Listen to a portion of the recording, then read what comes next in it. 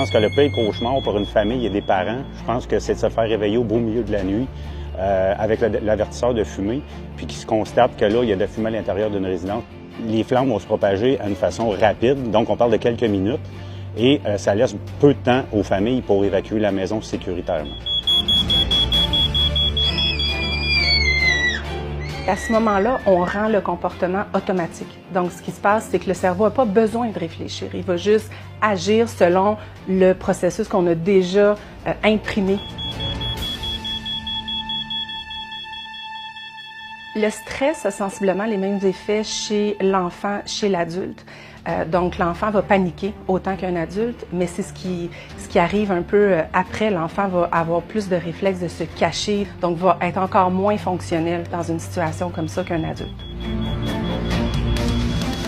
Vic! C'est sûr que l'enfant, une fois qu'il est en panique, les études montrent qu'il va, tout comme l'adulte, figer. Mais lui va aussi avoir tendance à chercher son parent et s'il ne le voit pas, à essayer de se cacher pour se protéger. Maintenant, ce qui est important de savoir, c'est que si jamais il y a de la fumée chez vous et que vous voyez un pompier arriver tout habillé comme ça, c'est de ne pas se cacher.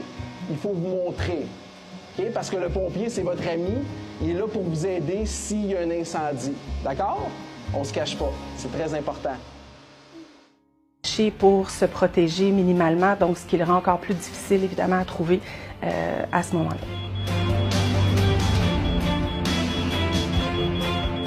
Les flammes vont se propager à une façon rapide, donc on parle de quelques minutes, et ça laisse peu de temps aux familles pour évacuer la maison sécuritairement.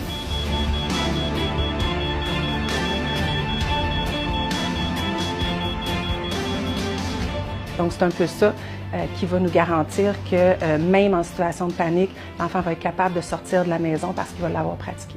La priorité pour les gens, c'est d'évacuer le bâtiment le plus rapidement possible, de se rendre au point de ralliement, on a déjà prévu à l'avance, et là, de composer le 911.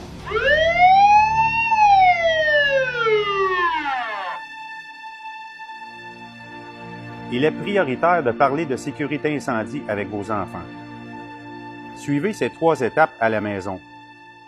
Prenez des mesures de prévention des incendies, particulièrement quand vous cuisinez, fumez ou utilisez des chandelles.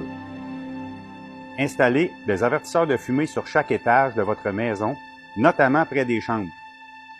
Élaborez un plan d'évacuation prévoyant 2 façons de quitter chaque pièce.